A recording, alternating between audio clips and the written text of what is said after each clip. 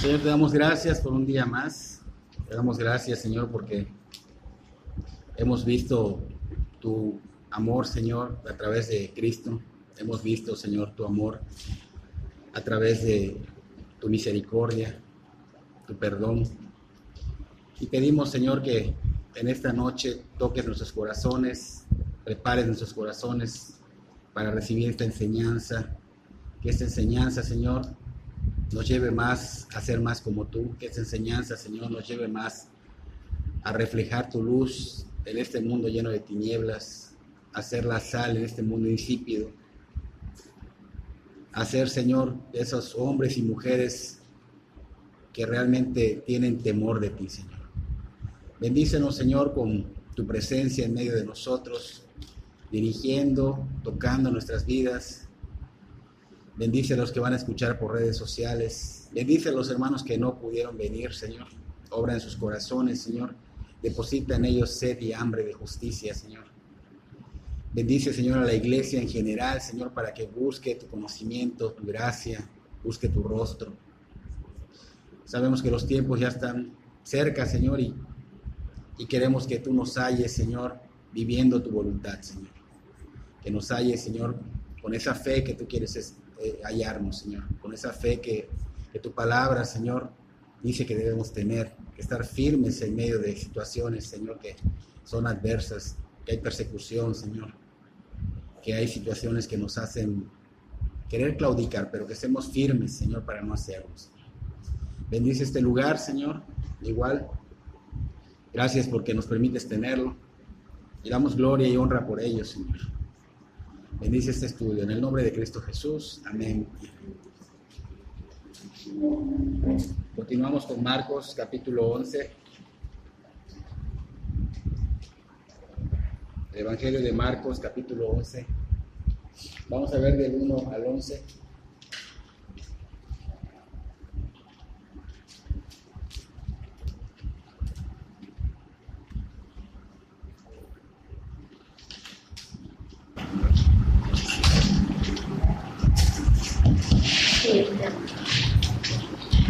Tema: la entrada triunfal del Señor Jesús en Jerusalén.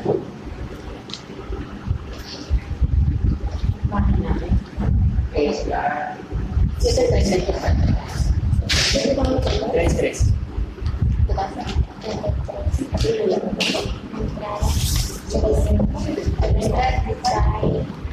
La entrada triunfal del Señor Jesús en Jerusalén.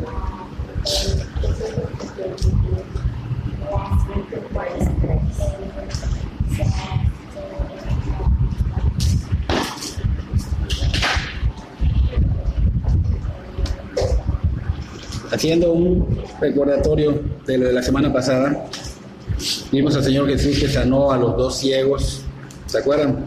Uno de ellos se llamaba Bartimeo. Y vimos que al Señor Jesús aún le esperaba la muerte en Jerusalén, pero Él, ¿qué hizo? Atendió a estas personas, atendió su súplica. ¿Y qué hicieron esas personas? Terminaron agradeciéndole, estaban gozosos. Pero no solo fueron agradecidos, sino que vimos que ellos reconocieron que Él era el Mesías, que era el Salvador, y vieron que Él era el único, que es el camino, que es la verdad, que es la vida, y mostraron su fidelidad al que los libró de las tinieblas, porque vivían en tinieblas tanto espiritualmente como físicamente, ¿no? Esos dos ciegos, pues vimos que nos dejaron una enseñanza, una gran enseñanza: perseverar en nuestras peticiones y confiar que el Señor Jesús, pues, tiene poder para obrar a favor nuestro, ¿no? O sea, eso quedó muy claro. Y al igual que estos dos ciegos, pues debemos renunciar a todo lo que antes nos daba confianza. ¿De acuerdo? Ellos dejaron todo por confiar en el Señor. Debemos negarnos, dijimos la semana pasada, cargar nuestra cruz cada día, seguir al Señor Jesús en total fidelidad. ¿Hasta qué? Hasta el día que pues nos toque morir. El Señor Jesús vemos que sigue rumbo a Jerusalén, sigue, porque va a preparar su entrada triunfal. ¿Cómo instruye a los discípulos para la entrada triunfal que estaba escrita en el libro de Zacarías? El Señor, tenemos que tomar en cuenta que está a unos días de ser asesinado, de cumplir la voluntad de Dios. ¿Para qué? Para salvarnos para glorificar su santo nombre, para comprarnos con su muerte. Y acá en nuestro texto dice en el versículo 1, capítulo 11, versículo 1 en adelante, cuando se acercaban a Jerusalén, junto a Betfagé y a Betania, frente al monte de los olivos, Jesús envió 2 de sus discípulos y les dijo: id a la aldea que está enfrente de vosotros, y luego que entréis en ella hallaréis un pollino atado, en el cual ningún hombre ha montado, desatadlo y traedlo. Y si alguien nos dijere: ¿por qué hacéis eso?, decid que el Señor lo necesita y que luego lo devolverá. Fueron y hallaron el pollino atado afuera a la puerta, en el recodo del camino, y lo desataron. Y uno de los que estaban allí les dijeron: ¿qué haces desatando el pollino? Ellos entonces le dijeron cómo Jesús había mandado, y los dejaron, y trajeron el pollino a Jesús, y echaron sobre él sus mantos, y se sentó sobre él. Y también muchos tendían sus mantos por el camino, y otros cortaban ramas de los árboles y las tendían por el camino. Y los que iban delante y los que venían detrás daban voces diciendo: Hosana, bendito el que viene en el nombre del Señor, bendito el reino de nuestro padre David que viene, Hosana en las alturas. Y entró Jesús en Jerusalén y en el templo, y habiendo mirado alrededor todas las cosas, como ya anochecía, se fue a Betania con los 12. ¿Ok? Vamos a explicar esto para que entiendas. Entonces vemos que el Señor se fue rumbo a Jerusalén. Aquí cabe mencionar que la entrada triunfal iba a determinar el inicio de la última semana que le quedaba de vida al Señor. ¿Okay? Ya se puede decir que unos días más, y luego venía el viernes, y en esa misma semana iba a ser crucificado. ¿Okay? Luego vemos que el domingo también iba a resucitar. Se lo había dicho a ellos 3 días para que resucitaran. Él sabía todo esto. Y vemos que esta cita no solo la tenemos en el Evangelio de Marcos, la tenemos en Mateo, la tenemos en Lucas, la tenemos en Juan. Quiere decir que esto es algo muy importante, es algo que está haciendo énfasis, resaltándolo con mucha importancia, ¿no? Sabemos que su ministerio duró aproximadamente 3 años y medio. Mencionamos que el Señor Jesús continúa su camino llegando a Jerusalén, pero que se encuentra a Betfagé, en ese lugar de Betfagé. Betfagé es una palabra en arameo, tiene su significado casa de los higos verdes. ¿Okay? Es un lugar donde habían olivos, el monte de los olivos. El Señor llega a este lugar que estaba muy cerca de Betania. Y esto que estaba cerca de Betania quiere decir que había pasado antes por Betania. Primero pasó con los ciegos, pasó por Betania, y le habían dado la noticia. Acá no nos aparece en Marcos, pero lo tenemos en el Evangelio de Juan. Le habían dado la noticia de que su amigo Lázaro había fallecido. ¿Okay? Después de los ciegos, le dan la noticia de que había fallecido. Luego se queda 2 días más, y luego dice que llega a este lugar y que se encuentra con Marta, la hermana de Lázaro. Recuerden que Marta y María eran hermanas de Lázaro, eran amigos de ellos, de él. Y dice Marta que si hubiera llegado un poquito antes, que el Señor, que tal vez Lázaro hubiera estado vivo. Pero el Señor pues sabía todo esto, ¿no? Y todo estaba bajo el control de Dios, ¿ok?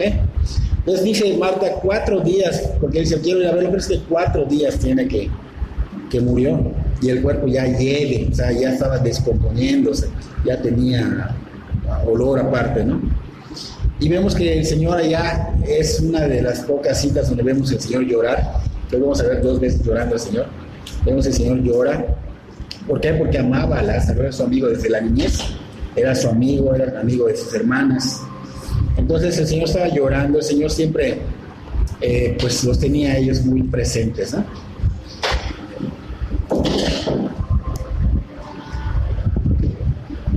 El Señor, vemos que aún yendo a Jerusalén, aún sabiendo que le quedaban unos días y lo iban a golpear, lo iban a matar y todo, aún así el Señor siempre hizo tiempo para los demás, siempre se preocupó en los demás, ¿no? Y esta escena pues obviamente es una de la muestra de la compasión que tenía por los demás el Señor, porque aún sabiendo que le quedaban unos días de ser asesinado, pues él dio vista a los ciegos y luego fue a resucitar a su amigo. El Señor Jesús, pues, vemos que resucita a Lázaro, y este darle vida, tenemos que tener cuidado de no tomarlo como, resucitó a Lázaro, porque como que nos adaptamos a esto y como que ya lo tomamos como si fuera algo X, ¿no? Realmente resucitó a una persona muerta con 4 días de descomposición. Vemos que fue algo realmente impactante. Y este milagro nos debe mostrar que no hay nada imposible para Dios. Y nosotros a veces tenemos situaciones que no son tan fuertes como la muerte de Lázaro, y se nos olvida que el Señor todo lo puede, solo es que Él quiera, y si no quiere es porque Él es sabio Dios y lo hace por un bien, ¿ok? Entonces que no se nos olvide que para Él no hay nada imposible. Todo lo puede hacer, todo lo puede cambiar, todo lo puede mover. Porque hay mucha gente en el mundo que no cree en la resurrección de los muertos. En una parte del Antiguo Testamento, el Señor le dice a Ezequiel: predícale a este cementerio de huesos secos. ¿Se acuerdan? Entonces, cuando Ezequiel queda así como que, pues, voy a obedecer, pero ¿cómo le voy a predicar a los huesos, no? Y les empieza a predicar, y el Señor empieza a mostrarle como una visión cómo empiezan a venir los tendones, los músculos, las venas, las arterias, todo esto empieza a formarse, todo lo que necesita el cuerpo para poder vivir, ¿no? Y el Señor les da un espíritu. Y esto es lo que el Señor hace con nosotros. Cuando estamos muertos en nuestros delitos y pecados, estamos muertos espiritualmente, Él nos vuelve a dar esa vida, y esa vida va a ser eterna. Obviamente, físicamente podemos morir en nuestro cuerpo, pero nuestra alma va a vivir eternamente en la gloria de Dios, no en un lugar de terror, no en un lugar de tormento. ¿Por qué? Porque Cristo nos ha liberado de eso, ¿ok? Así que para aquellas personas que limitan a Dios, Dios todo lo puede, Dios es el creador del universo, y Él tanto en lo visible y lo invisible, Él es Dios, Él es el Señor, ¿ok? El Señor, pues, aquí nos sigue sorprendiendo con su servicio. Dijimos que estaba yendo a Jerusalén, y aún así va a darle vida, va a resucitar a Lázaro. Aún así fue por estos 2 ciegos, aún sabiendo que los líderes religiosos lo iban a azotar, lo iban a condenar, lo iban a matar, lo iban a entregar a los romanos, ¿no? Él aún así llega a ese lugar, se preocupa por los demás, hace los milagros, y vemos que el Señor ya está yendo sin esa necesidad de querer esconderse, porque cuando resucitaba, cuando sanaba a alguien, cuando liberaba a alguien de los demonios, Él les decía que no dijeran nada. ¿De acuerdo? Pero ahorita vemos que está yendo y no le importa si lo ven, no importa si lo dicen, y esto pues hace como que un poquito de controversia. Pero no es que realmente el Señor esté contradiciéndose, sino que en ese tiempo pues no era el tiempo para su muerte. Si Él no les decía a ellos que no digan nada, pues se podía acelerar el proceso y podían darle muerte antes del tiempo perfecto de Dios, ¿no? Pues ahorita vemos que el Señor ya era el tiempo perfecto. El Señor sabía que le quedaban unos días y no había problema si lo veían los demás. Él sabía todo, lo sabe todo, y manda a buscar un asna, un pollino. Sin haberlo visto, Él les dice: vayan, desaten este pollino totalmente nunca es uno, ¿cómo se puede decir? Jamás montado, ¿no? Y así como les ordena que vayan, desaten, y si alguien les dice algo, ustedes les van a decir esto, bueno, tal y como se los dijo pasó. Vemos que el Señor todo lo sabe, ¿no? Estamos corroborando que todo lo ve, todo lo sabe, no hay imposibles para Él, y esto nos debe dar a nosotros tranquilidad en muchas cosas, porque a veces como que creemos que no sabe lo que está pasando. Señor, ve qué está pasando, me está sucediendo. Él todo lo sabe, solo pídele: Señor, dame fortaleza, yo sé que tú me vas a librar de esto, o líbrame de esto, por favor. Pero con el pensamiento de que Él está en control y de que Él todo lo sabe, que nada es imposible para Él. Dios es omnisciente, Dios conoce todo, nada escapa de su vista. El Señor sabía lo que venía, sabía lo del burrito. Si nos vamos más atrás, cuando le fueron a cobrar los impuestos, le dijo a Pedro: ve y tira tu anzuelo, saca ese pez y saca de la boca una moneda que equivalía a tus impuestos y a los míos. Wow, todo lo sabe. Y si queremos saber un poquito más de Él, para que vean que Él nunca ha perdido el control, aún en su muerte, vamos a Hebreos capítulo 1, versículo 1 al 3, por favor. Hebreos 1, capítulo 1, versículo 1 al 3.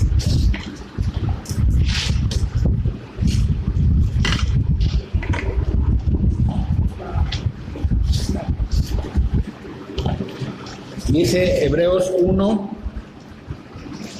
capítulo 1, versículo 1 en adelante, dice: Dios, habiendo hablado muchas veces y de muchas maneras en otro tiempo a los padres por los profetas, en estos postreros días nos ha hablado por el Hijo, a quien constituyó heredero de todo y por quien asimismo hizo el universo, el cual, siendo el resplandor de su gloria y la imagen misma de su sustancia, y quien sustenta todas las cosas con la palabra de su poder, habiendo efectuado la purificación de nuestros pecados por medio de sí mismo, se sentó a la diestra de la majestad en las alturas. ¿Qué quiere decir esto? Significa que el Señor Jesús es el resplandor glorioso de Dios. O sea, es la imagen misma de Dios. O sea, Dios es invisible, pero Cristo es visible, es Dios, es la esencia. Y es Él quien sostiene todas las cosas con el poder de su palabra. ¿Cómo puede ser esto? ¿Cómo podemos estar con vida? ¿Cómo podemos estar en un mundo donde está girando sobre su propio eje de una manera tan perfecta? Donde los planetas de alguna manera se mantienen en sus lugares específicos para no chocar. O sea, todo esto Él lo tiene en control. Dices, wow. O sea, si verdaderamente profundizas y te vas a decir, wow, ¿cómo es que puede tener tanto control? Todo lo que sucede en este mundo, aunque parezca que Dios no está en control, Él está en control. ¿Ok? Él sostiene todo con el poder de su palabra. Entonces, después de limpiarnos,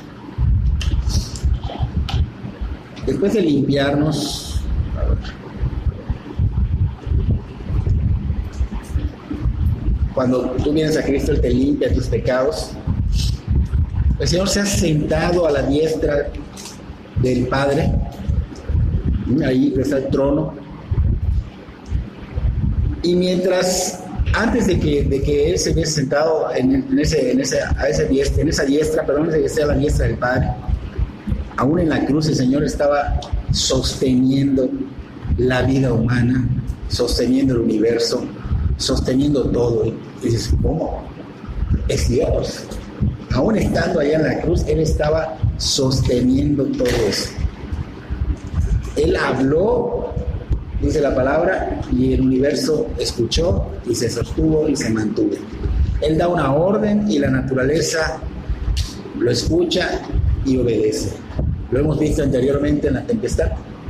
Él da una orden y la tempestad. Entonces, el Señor aún en la cruz, Él estaba sosteniendo nuestra vida, sosteniendo los peces, los animales, porque Él es omnipotente y nada es imposible para Él. Eso es algo muy importante. Entonces vemos al Señor Jesús que está haciendo ahorita una entrada triunfal, ¿no? Ya había preparado todo, monta este pollino, entra a esta ciudad que estaba totalmente abarrotada, estaba llenísima, porque era la Pascua y venían de todos los lugares a Jerusalén a hacer adoración a Dios. Pero este recibimiento que vimos que Hosana en las alturas, bendito el que viene, y le tiraban sus ropas y ponían las palmas para que Él pasara, este recibimiento pues se dio de esta manera porque ellos tenían unas expectativas diferentes a las de Dios. O sea, ellos creían que los iba a liberar a su manera, ¿ok? Por eso ellos se portaron de esta manera. Vemos que entra en un pollino dijimos que nunca había sido montado, o se llamaban pollino, y un animal que nunca ha sido montado es un animal que no ha sido domado. Y un animal que no ha sido domado, pues no es fácil de montar, y puede ser que alguno lo logre y lo monte. Pero ¿qué pasa con tanto bullicio? Estamos hablando de miles y miles de personas en Jerusalén. Ustedes, y con ese alboroto y las alabanzas, ¿creen que este animal no se pudo haber alterado y lo pudo haber botado? Pero el animal se ponía, se mantenía. ¿Por qué? Porque Dios estaba controlando a este animal. Dios todo lo controla, Dios todo lo puede. Permaneció tranquilo porque estaba bajo sus manos, y él, ¿qué hace? Controla la naturaleza, controla la creación. ¿Okay? Y de esta manera estamos cumpliendo, bueno, se está cumpliendo acá una profecía que estaba en Zacarías capítulo 9, versículo 9, y también la de Daniel capítulo 9, versículo 24 al 27. Vemos que el Señor Jesús estaba dando cumplimiento a la profecía, especialmente esa profecía que se habla de las 70 semanas, la cual piensan que ya se cumplió. Obviamente se cumplió, pero no todas las 70 semanas, queda una semana pendiente. ¿Okay? Ya se cumplieron las demás, pero falta una, queda una pendiente. La de aquí de Zacarías igual, donde el Señor decía, bueno, Zacarías decía: he aquí tu rey viene a ti, manso y sentado sobre una asna, sobre un pollino, hijo de animal de carga. En Zacarías 9:9 también se estaba cumpliendo en ese momento. ¿Okay? Pero esto no solo nos trae el cumplimiento, sino que también nos trae una enseñanza. Y es que estamos viendo al Señor acá entrar con dignidad. Dice allí Zacarías: viene a ti manso. Fíjate, el Señor viene manso. Y sobre una asna. Nos estaba mostrando que estaba haciendo su entrada triunfal con dignidad. Una dignidad adecuada, con humildad. No como lo haría un conquistador, sino como el mismo Señor Jesús, con humildad. ¿Okay? Y eso es algo de lo que carece el ser humano. La humanidad no tiene esa humildad.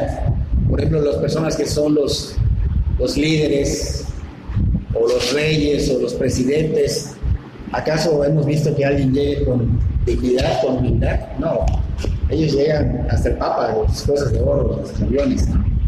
Y aquí estamos viendo al Señor, el creador del universo, el que lo sostiene, el que nos salvó, con humildad. En vez de llegar, pudo haber llegado en esos tiempos, pues no había tecnología, pero pudo haber llegado en un caballo, como lo haría un conquistador, como lo haría alguien de la realeza, pero él llegó en un asno, sobre un pollino. Él llega a Jerusalén mostrándose como príncipe de paz, no vino con guerra, vino como príncipe de paz.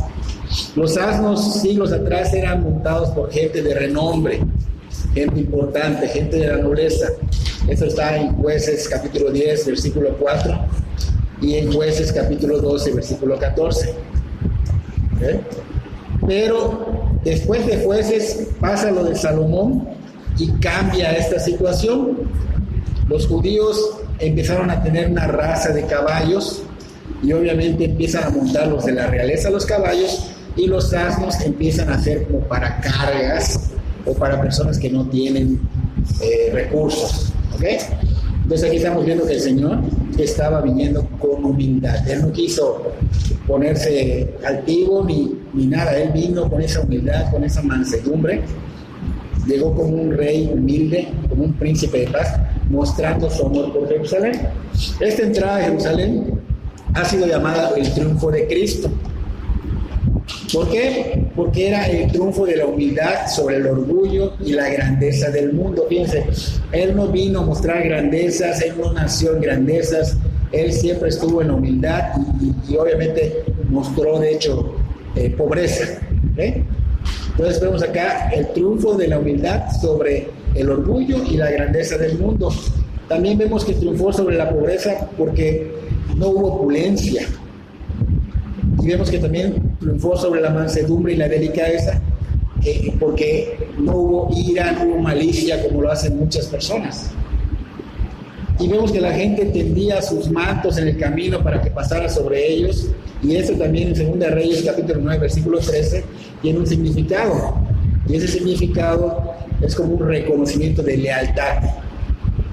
como que estoy reconociendo que es el rey, como que estoy reconociendo que soy fiel a él, como que estoy reconociendo que realmente es mi salvador, mi rey, ¿ok?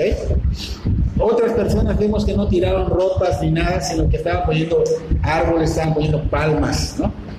Y todo esto lo hacían también para honrar al Señor Jesús como ese gran triunfante llegando a Jerusalén en la Pascua. Y esto lo podemos ver en Apocalipsis capítulo 7, versículos 9 y 10, porque llevar palmas y otras ramas era signo de victoria y de éxito. Entonces ellos ponían esto porque ellos sabían que el Mesías venía con victoria, venía con éxito, venía con la promesa de salvarlos, aunque ellos no sabían cómo los iba a salvar. La manera iba a ser diferente. Entonces vemos que la victoria del Señor estaba prácticamente hecha. El Señor sabía que iba a suceder, no daría marcha atrás. Ellos gritaban, las multitudes gritaban Hosana al Hijo de David. Recuerden que era la Pascua, venían de todas las ciudades, no solo eran judíos, pero sí había un reconocimiento, una adoración mesiánica al Señor Jesús, ¿ok? Decían Hosana, que significa salva ahora. Por eso decían, sálvanos, Señor, de la opresión de los romanos. ¿Okay? Hosana significa salva ahora. Entonces, Hosana es una esencia de un clamor de un pueblo por liberación. Por ejemplo, cuando Egipto tenía oprimido al pueblo de Israel, obviamente de ahí salió esta palabra Hosana. Así se dirigían ante las personas a los reyes.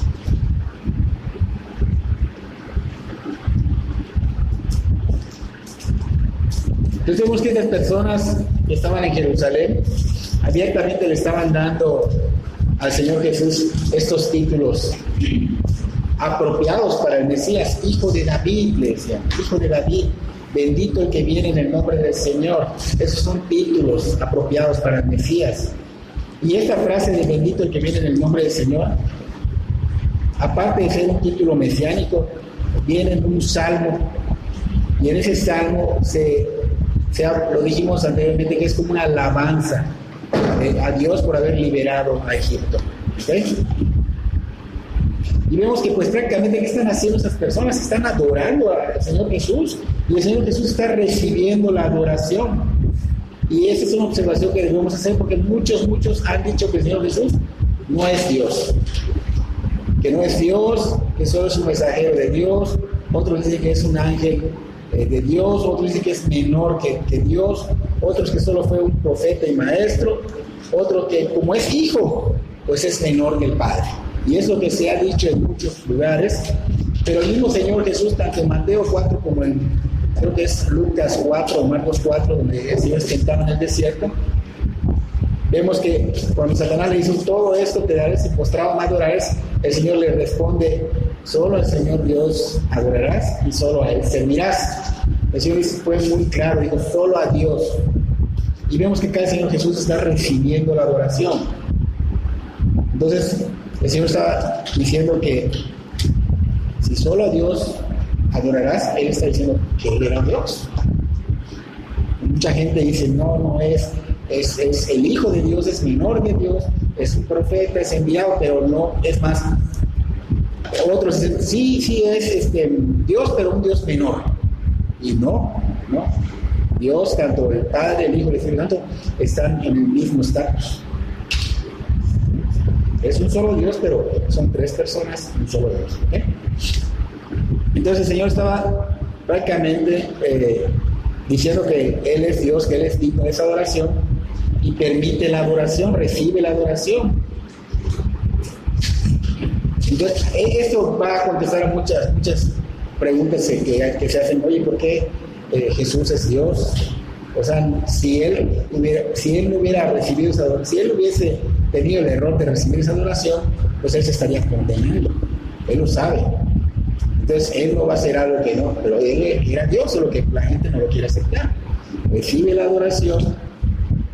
El apóstol Pedro, más adelante, estamos viendo ahorita el libro de Hechos, en el capítulo 10, cuando llega a casa de Cornelio, el centurión se hinca de él y le dice, no, párate, solo a Dios.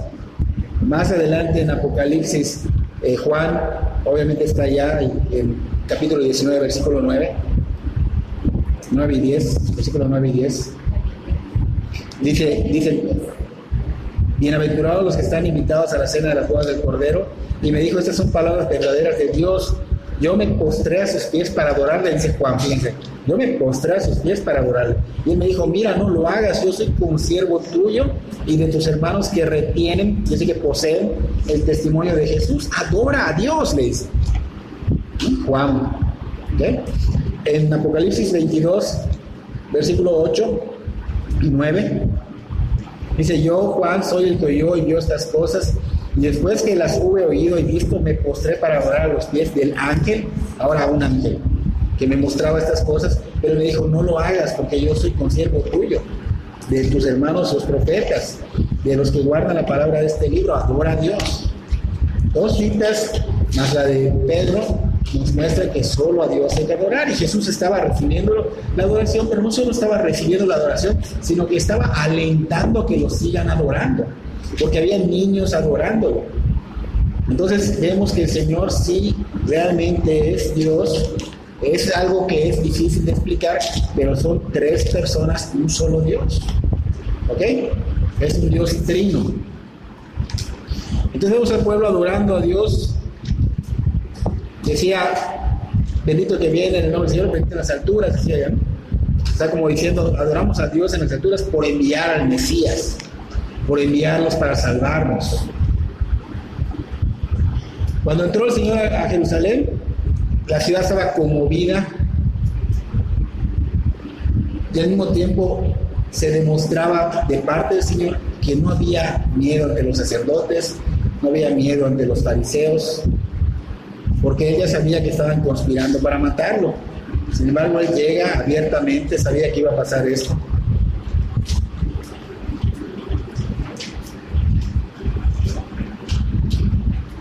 Entonces vemos al Señor que estaba haciendo su entrada como el rey. Toda Israel, toda Jerusalén estaba conmoviéndose. Pero vemos que estos sacerdotes no lo adoraron. Ellos estaban en contra. Solo las multitudes estaban adorándolo. Y esto lo vimos también en el inicio de Mateo, capítulo 2, versículo 3, que cuando el Señor nació, unos magos vinieron a adorarle, pero ellos no le quisieron adorar. Ellos no fueron, ellos que, tanto que hasta Herodes los llamó para preguntarles, y ellos sabían la profecía, y le dijeron a Herodes que dónde iban a hacer y todo, pero ellos no fueron capaces de ir a adorarlo, y en ese entrada triunfal tampoco lo están queriendo adorar. Ellos estaban rechazando totalmente al Señor. Entonces vemos que la multitud pues solo estaba esperando como que una orden del Señor Jesús, como para que se enlisten y se vayan contra Roma, ¿no? Porque Roma los tenía oprimido. Pero eso nunca iba a ocurrir, porque él, dijimos que vino como el príncipe de paz, o sea que él vino en son de paz. Él vino a morir por nuestros pecados, vino a liberar al pueblo de la condena eterna, pero no a través de guerra, sino de su muerte. ¿Okay? Aunque parecía extraño, pero bueno, y lo que se nos hace muy extraño, que estas personas mismas que estaban adorando, que estaban alabando, pues más tarde iban a cambiar de parecer. Como no se hizo a su manera, iban a ser manipulados por los religiosos, iban a empezar a gritar. Ellos que gritaban, gloria a Dios, bendito el que viene, el que tiraban sus ropas y que ponían sus palmas, al rato iban a estar diciendo, mátenlo, crucifíquenle, los mismos.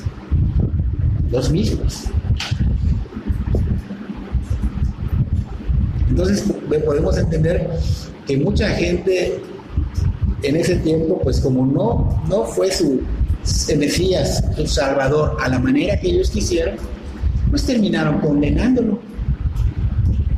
Y hoy día podríamos estar diciendo Osana, o muchos dicen Osana, o muchos van a las iglesias, están hasta alabando, podemos cantar, podemos participar, podemos creer que le estamos dando adoración, pero con nuestros actos podemos ser como esas personas que estamos dando una falsa adoración, porque nada más salimos de aquí y cambiamos. nos adaptamos otra vez a la vida del mundo. Y eso es lo que tenemos que tener cuidado, porque podemos caer en una falsa adoración. Podemos estar condenando, podemos estar crucificándolo, como decían ellos, crucifíquenme. Porque la vida en Cristo no va a ser a nuestra manera, va a ser a la manera de Dios.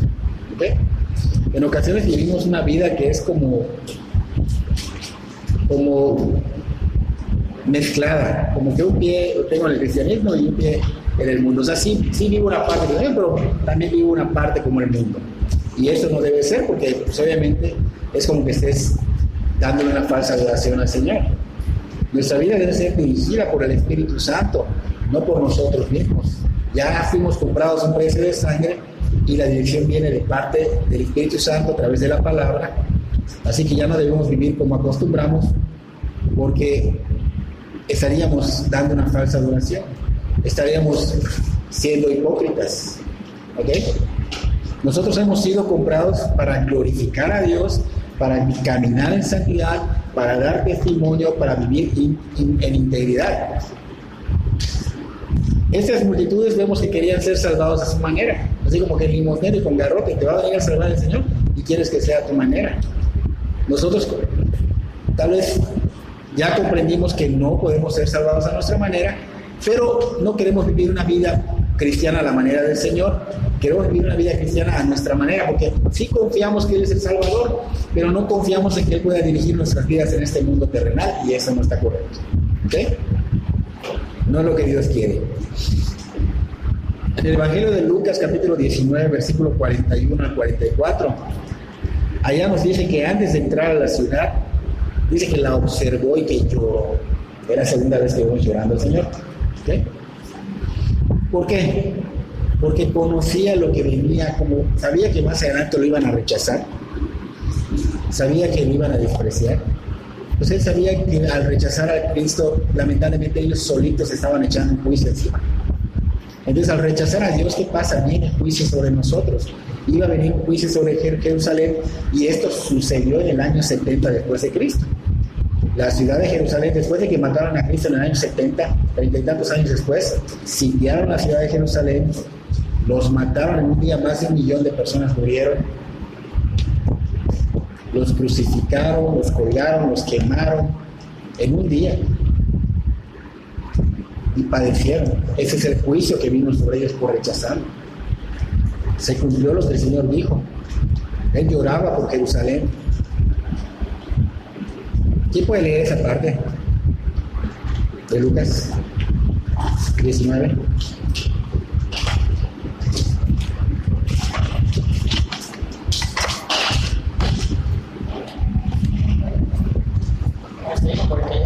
Por favor.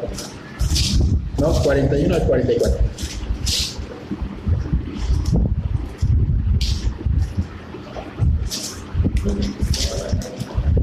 Cuando llegó cerca de la ciudad, al verla, lloró sobre él, diciendo: oh, si también tú conocieses, a lo menos en este día, lo que es para mi paz, mas ahora está encubierto de tus ojos, porque vendrán días sobre ti cuando tus enemigos te rodearán con vallado y te sitiarán por todas partes, te estrecharán y te derribarán la tierra en tus hijos dentro de ti, y no dejarán en ti piedra sobre piedra, porque cuando no conociste el tiempo de tu visitación.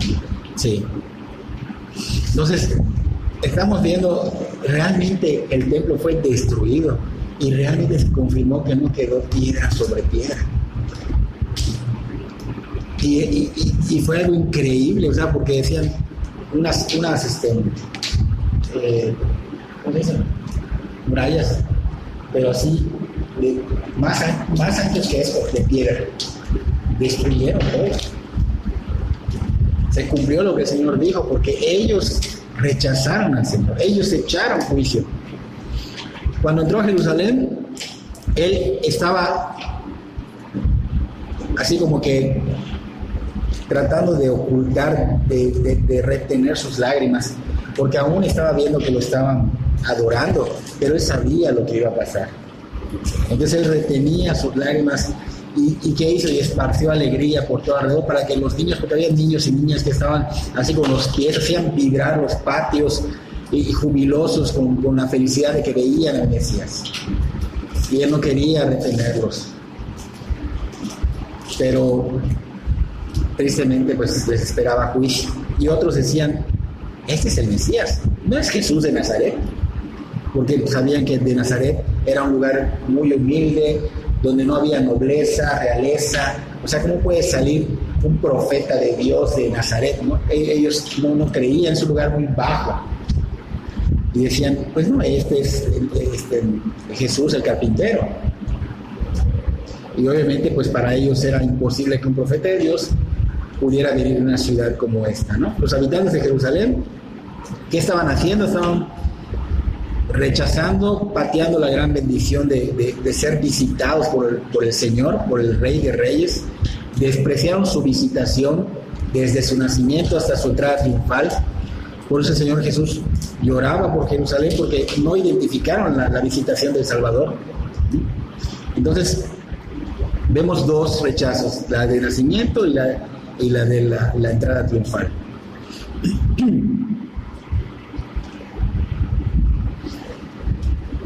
Si en aquel día hubieran reconocido al Señor Jesús como su Mesías, posiblemente hubieran pues tenido un tiempo de paz y hubiesen visto muchas bendiciones, pero lamentablemente no fue así.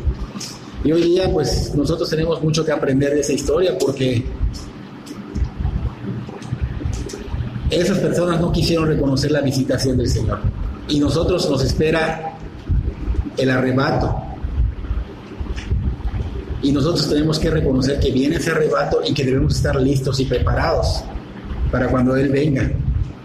Nosotros esperamos que el Señor Jesús regrese por su iglesia, sabemos que va a ser así. Esperamos el rapto de la iglesia, pero debemos ser cuidadosos, porque como no percibimos y no sabemos el día exacto, eso hace que el mundo nos engañe, nos absorba, nos contamine y nos descuidamos de estar listos de su venida. Así que tenemos que tener cuidado de no descuidarnos, de no descuidar de hecho la esperanza, no dejando de orar, no dejando de congregarnos, no dejando de hacer su voluntad, porque todo el asunto de la adoración es esto. ¿Cómo adoro a Dios? Congregándome, orando, haciendo la voluntad, viviendo la voluntad de Dios. Es lo que le agrada. Y se trata de vivir conforme a lo que a Él le agrada, no lo que a nosotros nos agrada.